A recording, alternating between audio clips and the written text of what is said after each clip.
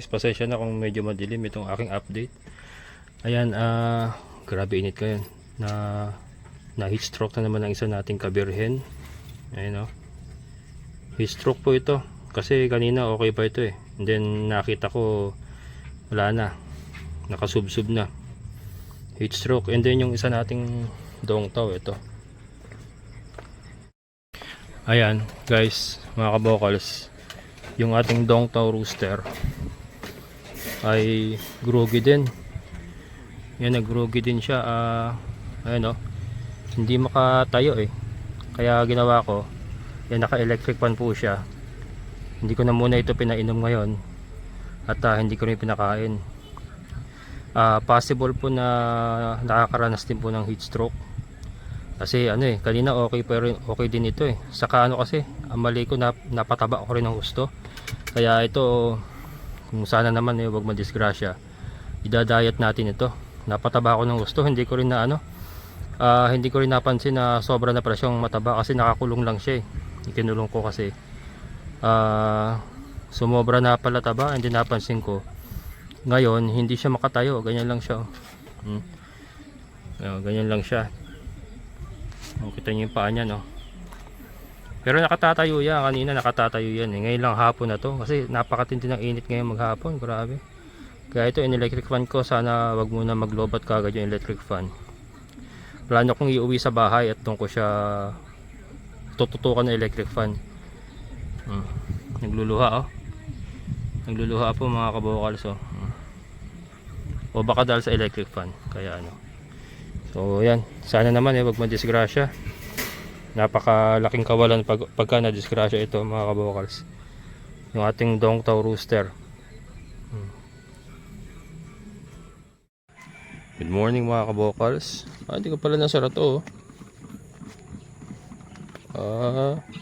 Nakakalimutan ko sara yung ano, kulungan nila. Ayan. And ito ang pinuntahan ko ng maaga rito. Si ating dongtaw. Ano dongtaw?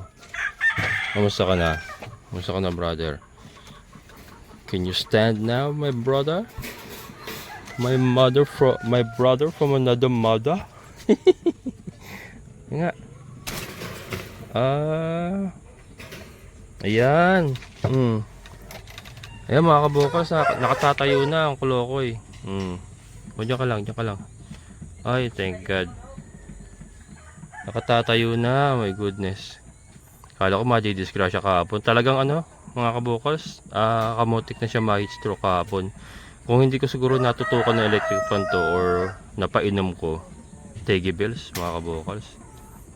Pero ayun, nakatatayo na kasi kahapon talaga hindi siya makatayo. Nakaganon lang siya, yung posisyon niya na ganon.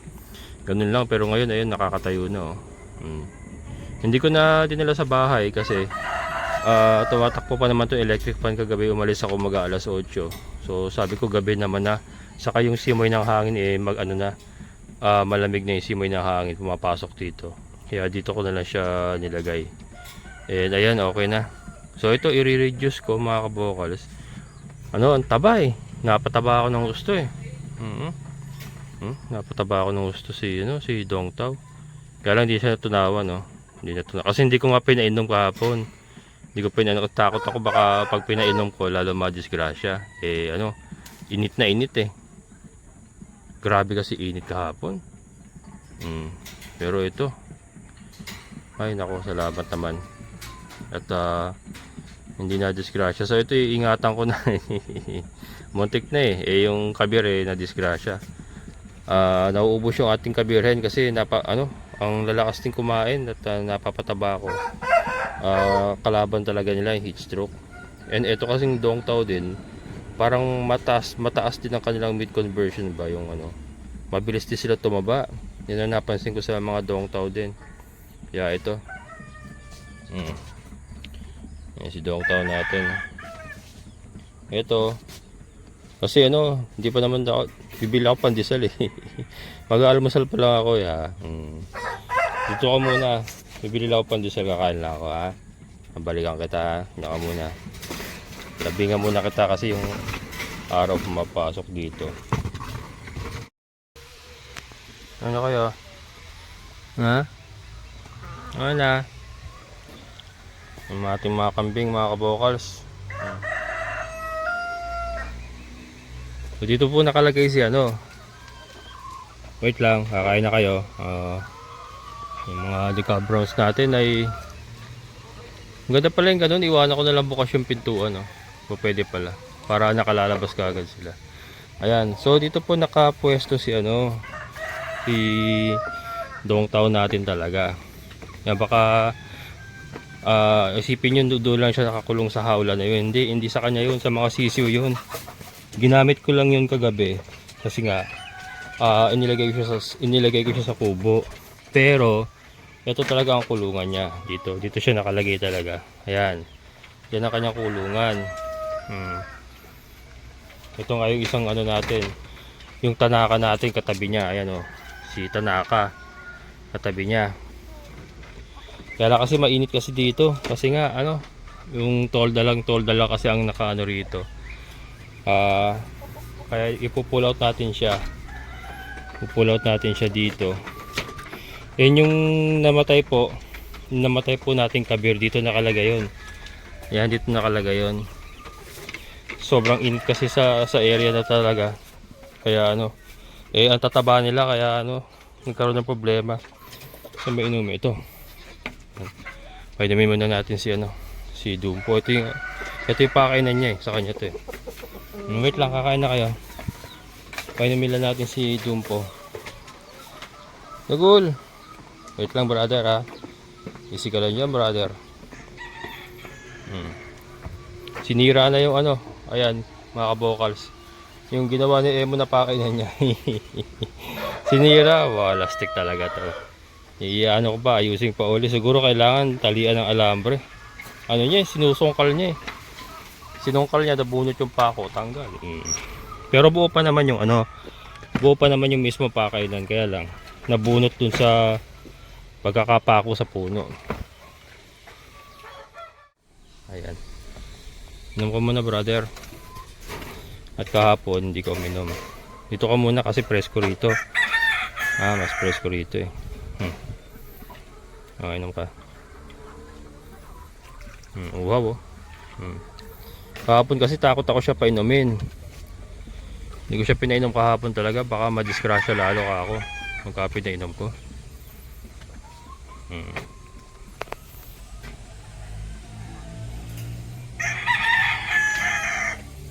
Yan. Yun lang muna. Wala ka muna pagkain ngayon.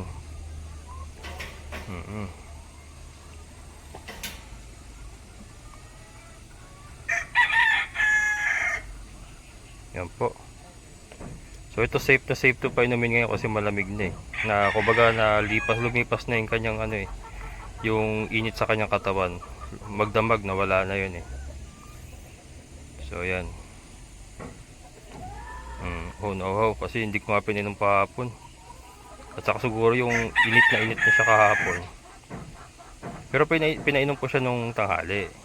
Tanghali na painom siya. Kaya lang yung nagkaroon siya ng problema kasi hapon ko nakita na hindi siya makatayo. Kaya hindi ko na siya pinainom. Ito lang yung inom niya simula kahapon. Yan, so buti na lang hindi na disgrasya. So yan guys, mga kabokals, ito po yung ating Dong Tao. Yan, Dong Tao rooster natin. Ang problema ko dito, hindi pa marunong sumampa. Ganyan na siya kalaki, hindi pa marunong sumampa. Or baka sa sobrang bigat kaya nga idadayat ko nga ito.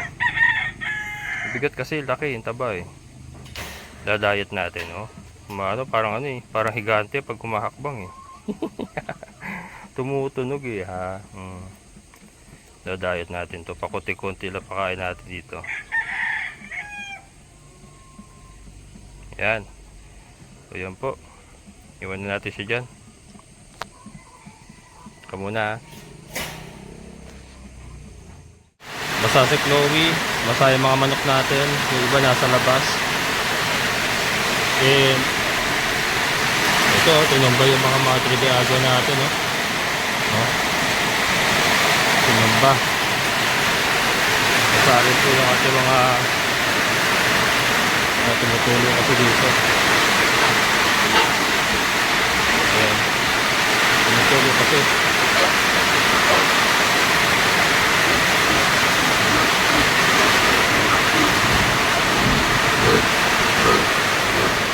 Ito si Basha, tulungan niya. And then ito may nakawalay kasi tayo. May hiniwalay tayo na big payat Kaya nilagay ko rito. Yun, nabasa rin. Pero ito, nalalagay ko lang itong yero na to. Kaya ko lang inilagay yan.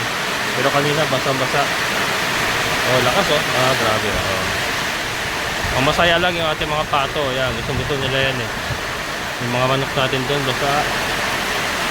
Pati yung dalawa naglilimlim na yun Ewan ko lang kung baka may tubig na inilimlim na nun. Napakalakas na itong ulan. Isang oras na. Nakala ko kanina sandali lang, kaya hindi ako nagpunta.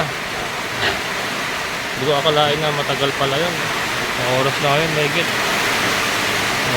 Si Dagol nasa labas pa, teka. Si Dagol. Basa. Ayan mga kabokals, pati itong kubo natin na basa. Itong ating mga gamot, yung karton na gamot natin dito nakalagay, basa. Yung angge, pumasok. Then ito nga yung ating dongtaw. Hindi ko na siya inalis dito kanina. Mabuti na lang hindi ko siya inalis kasi plano kong ilagay doon sa may tawag dito, scratch pen. Buti na lang hindi ko siya inalis dyan. Basta ako nagkataon nabasa. Nandito lang si dongtaw pero medyo nabasa rin kasi yung angge. Ayan, and then ito mayroon yung ating mga ayan mga kabokals, nandito tayo sa loob ng chicken coop. Problema, yung iba nasa labas, hindi pumasok dito. Ayan, nandito yung iba. Hindi ko naman maipasok lahat. Yan sila. Nagpabasa sa ulan ng mga natin, decal browns natin na 5 months old. Ayun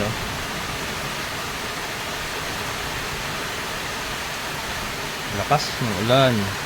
Maganda yan, pabor yan sa ating mga pananim. Kaya lang nasira din yung ibang Madre de Agua natin doon sa loob nga, itinumba. And then humiga doon sa dinadaluyan ng mga pinaghugasan ng mga baboy. So nadumihan din. Ayan, nasayang. Dapat pala hina-harvest ko na yun. Hindi ko naman akalain na uulan pala ng ganito. Dapat pala na-harvest na kaagad na lang yun. Sayang, nadumihan na. Wala na, na yun, mga na yun may mga putik-putik na yun. Ito sila. Bagay, okay lang naman yung mabasa sila. Ngayon lang naman, hindi naman palagi Bigla kasi ulan na yun, hindi ko rin nakalain na uulan. Umidlip lang ako paggising ko umuulan na. Sabi ko lamig yung pala umuulan na. Lastik na yun Yan sila. Wala ko tumutulo. Hindi, walang tulo ito guys. Bagong yero yan walang tulo yan. Yung niya, angge. Ito yung basa na to, angge yan, galing sa labas. Saan ka pupunta? Wala labas. Silipin natin yung silipin natin yung mga thunders guys.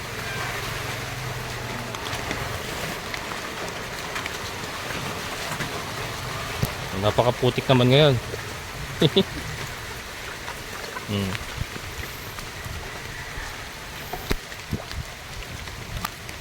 O kayo, ba't di kayo nagsipasok? Yan, ilang piraso lang naman hindi pumasok. Apat dito sa thunders natin hindi pumasok. Buti itong natin hindi nasira yung barrier natin lakas ng hangin kanina parang bagyo ba. Baha si Dagol, nandiyan kanina si Dagol. Ayun nandiyan sa kanina. Ayun, pinasok ko na. Ayun, mamaya puntahan natin. Basa-basa rin. Basa-basa rin. Kumusta kayo? Pumasok yung rito, angge Pero hindi naman sila basa. Hindi naman masyado. Basa yung iba. Ayan. Masok yung anggirito. Ayan, paano na? Pahinto na. Isang oras mahigit din. Tagal din. Ito. Wala ba nabasag? Ayan, wala naman. Ayan, wala naman nabasag mga kabokals. Okay, so alright pa rin yung kanilang mga itlog.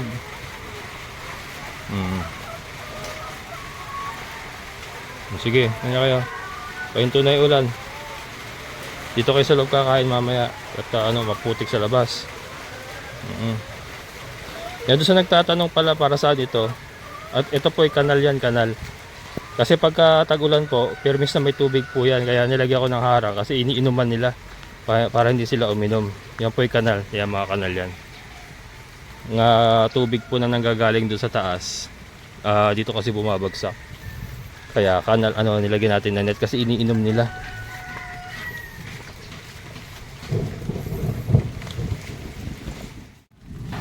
Ayan.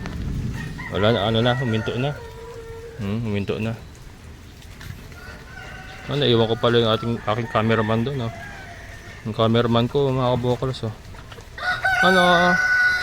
Nabasa ka? Yung nausap. Yung cameraman ko. Yan yung ating cellphone holder pagka nagpapakain tayo. Doon na. Itong problema pagka tag-ulan, maputik. Mamaya.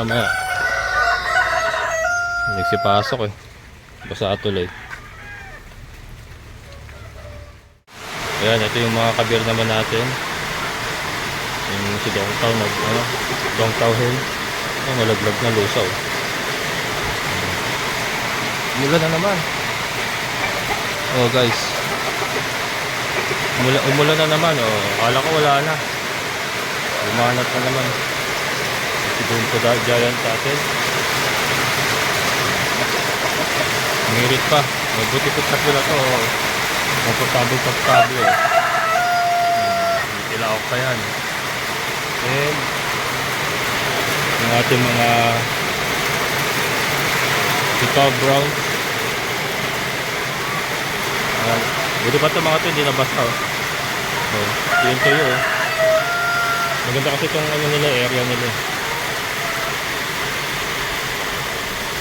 Ayan, ito tayo sa kambing.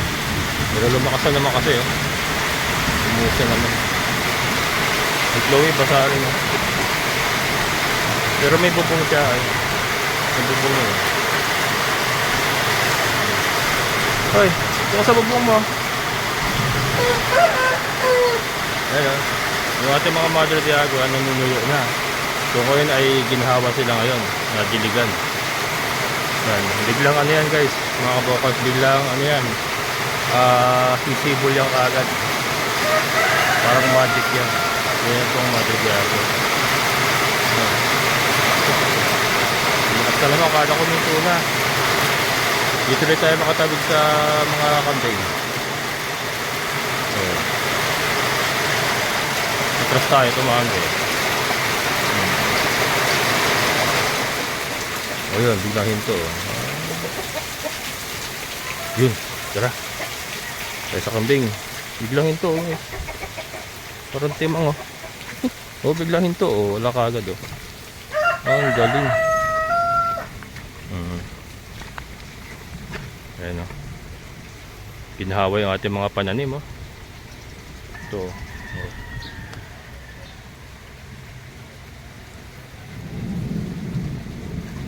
Ginhawa sila. Yung natin mga kambing natin. Ayan. Tapos si Dagul po nandito kanina yun. Ito yung nagsisilbi niyang silong. Diyan lang siya kanina. Kasi nga naiwan ko. Pero inakit ko na. Laki yung Dagul Ayun siya. Nakalabas pa yan yung kulungan niya, ice yung bubong yan nayeroan na panibago yan ulan na naman si Dagul hindi ko na may bababayan dyan dumideti pa si 321 Ayan. Ang ating kambing, oh. Laki na rin, oh. Going 2 months na to, eh. Going 2 months, May 10. May 10 yata siya. Oo, mga ganun. Ang 2 months niya.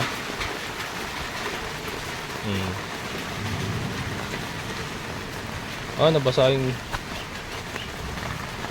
naman niya. Kasi, ang plano ko nga kasi mga kabukas, may pamalit na ako na itong toldo na to, kaya lang, hindi ko pa ginagawa. Gawa nung, ang plano ko sa May. Kasi nga yun yung nag-uulan na, eh.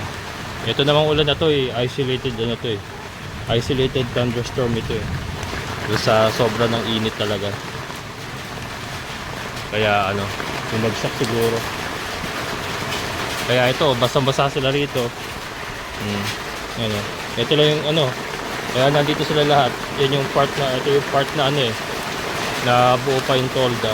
Kaya may silong sila. And yung mga manok natin naman ay okay naman. Dito galing si dito galing si Dongtao Rooster natin. Ayan nga, nilagyan ko na ng bubungsa ng plywood. Babalik ko sana siya kanina dyan. Kaya lang nagdalawang isip ako kasi mainit. Kaya nagstay lang muna siya doon sa may kubo. Ayan. Yung mga damo nila di pa naubos, eh. Isang sako pa sila ron. Dagol! Diyan ka muna, ha. Ayan, yan muna dagol ko, ha. Nagbabasa ako. Buti yung solar natin, oh. Yung solar light natin sakto rito sa maayos na tolda, oh. Saktuhan yan. Pagka gumanong konti, butas na. Pero yan, hindi na babasa yan. Grabe, oh. Talagang matagalan itong thunderstorm na ito. Sobrang init kasi talaga, eh. Talagang bumagsak siya, eh. Hindi niya nakayanan, eh. Dagol! Sambasa si Dagol, oh, mga vocals. Wawa naman. Parang hinirang at hinihingal. Giniginaw. Wawa naman, oh, mga vocals. Giniginaw si Dagol. Natagalan kasi. Kasi nga, isang oras ako bago nakapunta rito nung nag-ulan na. Akala ko kasi titigil din kaagad. Hiniginaw si Dagol. Nanginginig.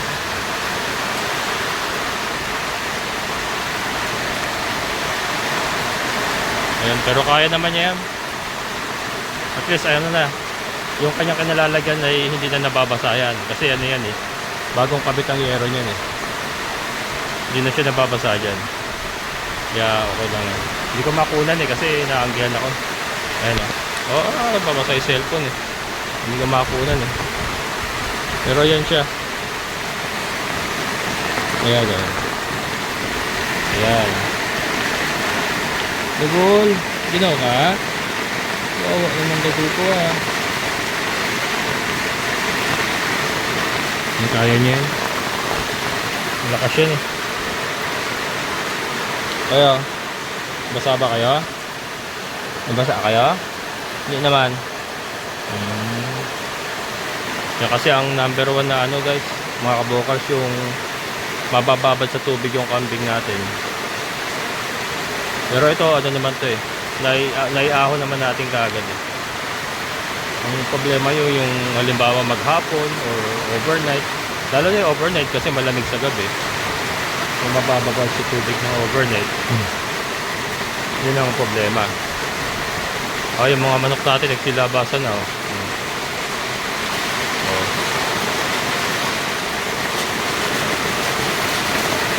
Ayan. Ito mga Muscovy duck, oh.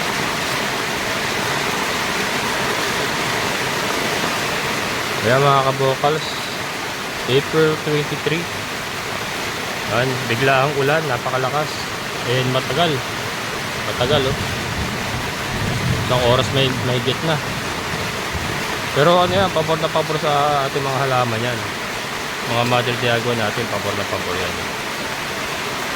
Wag lang sana magkasakit yung ating mga manok kasi na init saka ulan.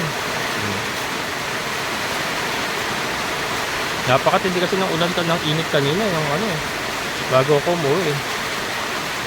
Umidlip lang ako eh. Paggising ko umulan na eh. Ayan. Ayan po, so yun pong mga kaganapan dito sa lugar namin ngayon. Santa Maria, Bulacan, Barangay Bulak. Ayan guys, so kung malakas na ulan sa inyo, sana po ay nasa ligtas kayong kalagayan. Ayan, maraming salamat. Amazing na buhay. Bye bye.